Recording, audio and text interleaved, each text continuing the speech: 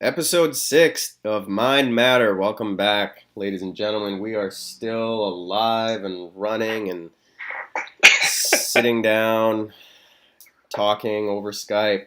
How's it going, buddy? Good. How are you? Pretty good. Can't complain. All You right. know. So this week we're going to uh, keep going off of what we did last week. We're going to talk about once you start minimizing your debt and putting away some money, what are you going to do with that money? All Mm-hmm. right. So first thing we want to talk about is how there's kind of two different ways to do this. You could be in the process of building a career that you're really passionate about, becoming a doctor or a lawyer or a banker, real estate agent, a teacher, Mm-hmm. whatever floats your boat. You can be doing this on the side. um, you could be right smack dab in the middle of your career and just starting to think, you know what, maybe I would like to retire early, or maybe I'd just like to have a bit of extra income on the side, and you Mm-hmm. can do this. Or you could be like straight out of high school or still in high school and thinking, you know what, I don't actually really want to work for my money, so I'm going to get my passive income stream online, and maybe by the time I'm like 26, 27, I'm fully ready to go travel the world and have my passive income just do it for me. Mm-hmm. So, first thing we're going to talk about, Saul's going to run into side hustles, businesses, how to start them, what to do with them, how they Mm-hmm. make you money. Mm-hmm. Sure. So, one of the easiest ways that this can be done with the least amount of risk is to just think of something you can do on the side part time that most people would consider a hobby, but it is something that you can actually make some money out of. So this can be anything from going to garage sales and buying collectible items from people that they don't know the true value of and then flipping it on eBay, or it can be maybe you are really good at gardening and you could, garden a few vegetables and then sell organic vegetables to people that want like a homemade bell pepper, for example. It can be anything. You could tutor people. You could teach music. You could teach people how to prepare for different types of courses. Like if you're, for example, like in the case of like a standardized exam, Mm, or yeah, in the case of like a curriculum in like grade 12, you could teach that. It really just doesn't matter what you do. It's just how you apply it. So the first thing about starting a side hustle is first figuring out what you do, how much time it takes for you to do it, and then how much value you can provide. If you can provide a lot of value, then it's something that people will actually pay for. It has to be something that people either need help with or don't want to do themselves. So I'll give you my example. I've never had a trades job in my life. I had never done anything regarding landscaping, and I started doing landscaping as a side hustle. And all I did was I went to Canadian Tire. I spent $45 on a rake, on a pair of snips, and like a tiny little like a hand pickaxe that kind of you can pull stuff out with. And then I just posted my services on Facebook, and people were like, "Oh yeah, I totally need somebody to come and clean up my lawn, my garden." Uh, and it was as simple as that. It was basically just talking to people I knew at firsthand. So like my first customer was my mom. I just sort of cleaned up our backyard, cleaned up all the weeds, and then it was people on my Facebook, and I just started doing that. And I don't even like, to be fair, it was hard work. It wasn't easy work, and the reason I stopped doing it is because I didn't enjoy the work. But I love the entrepreneurial aspect of it. I love the idea of, hey, I can control my hours. I can put in as much work as I want to, or as little work as I want to. But then what I get out of it is going to be like a factor of that amount of work I put in.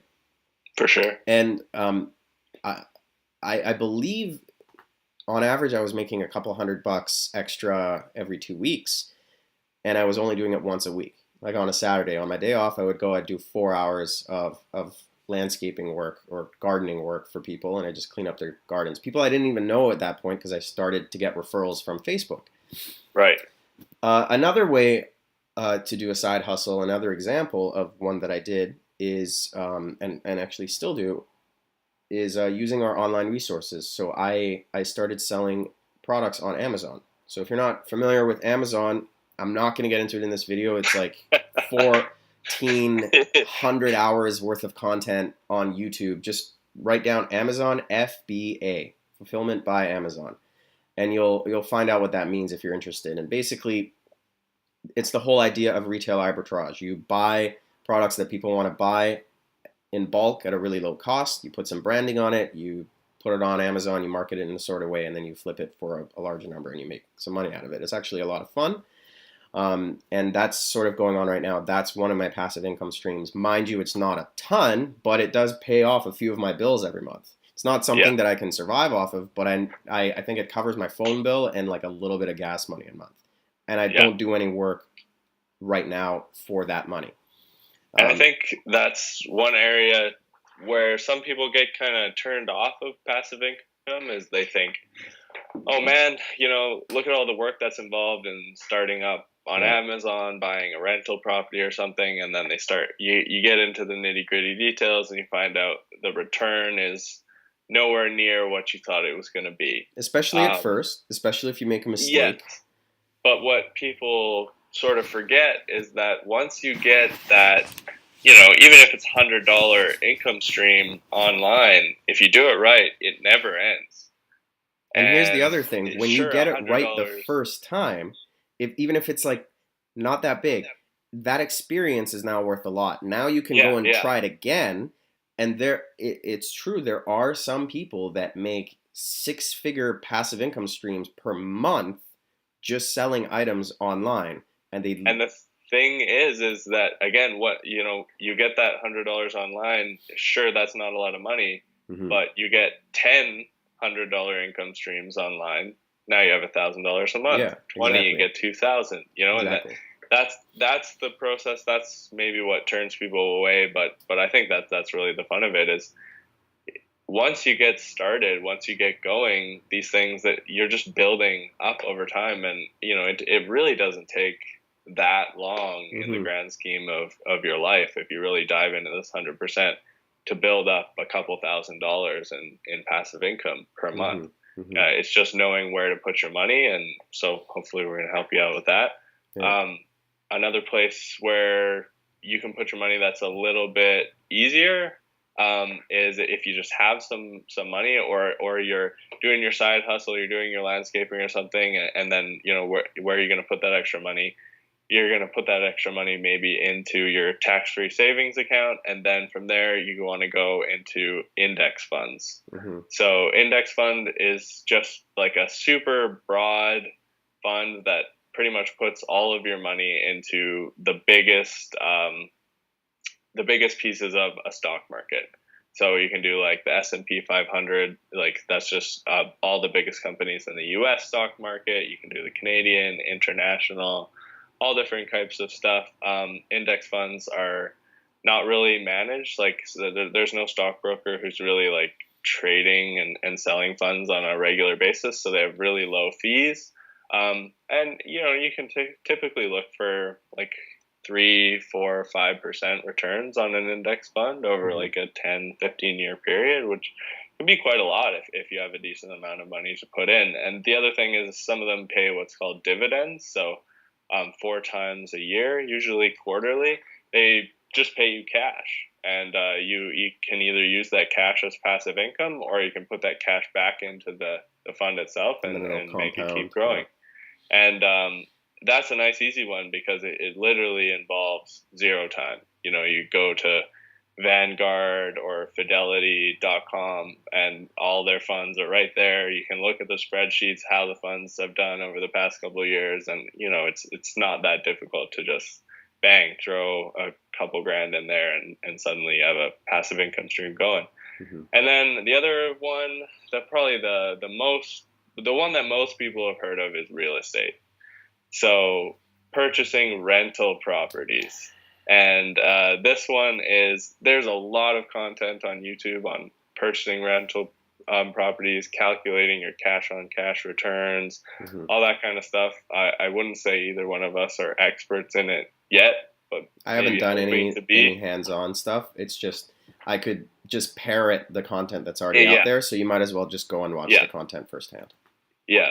But pretty much, if you want to get passive income going, a lot of people will tell you start purchasing rental properties. Hmm. You don't even have to manage a rental property yourself. A lot of people say, "Oh, well, I don't want to do that work." You can literally pay somebody to manage the property for you if you Hmm. get a good enough deal so that you're able to afford to do that. And again, another one of those things where really you're putting your money to work for you. You don't Hmm. actually have to do much of anything at that point. You're just getting this, you're getting rewarded for having put in the work to make the money, and now the money is doing the work for you. Now, granted, real estate is probably the one that requires the highest amount of money to start off.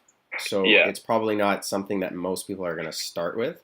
But like an index fund or a side hustle, it's a much uh, lower barrier to entry. Like it's much easier to get started. I shouldn't say easier. It's a lot more. You can get started with very little capital. That's what I'm trying to say. With my side hustle, it was $40. yep.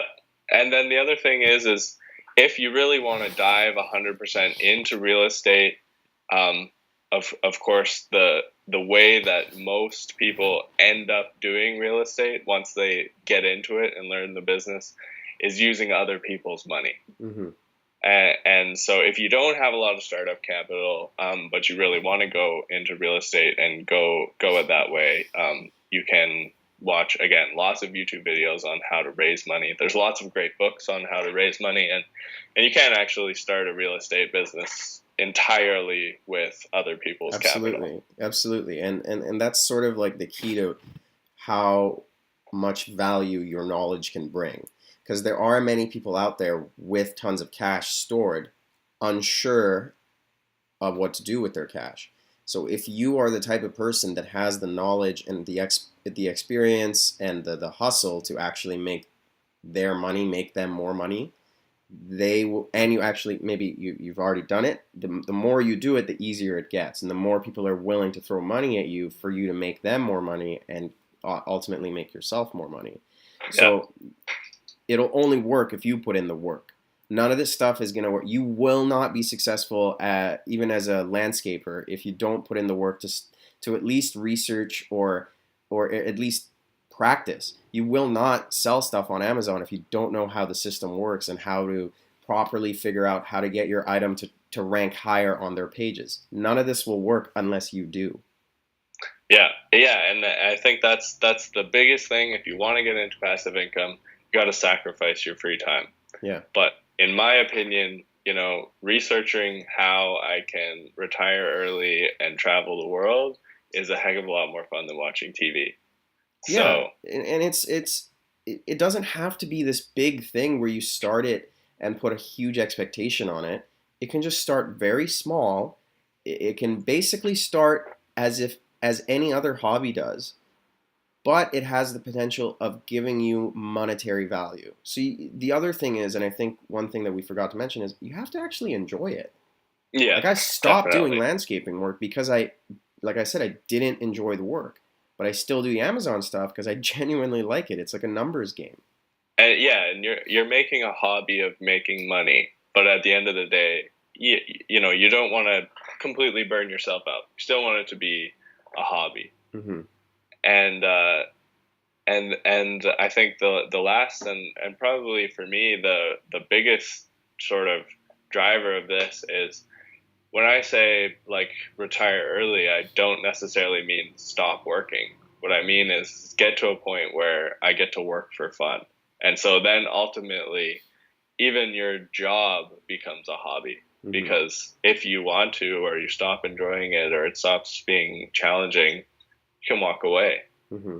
right? You don't have that soul crushing mortgage payment Yeah. and car payment and phone payment and all these things that are locking you down. Hmm. Really, you're trying to get freedom. You're trying to Hmm. get to a point in your life where you get to do things because you want to do them, not because you have to do them. Absolutely.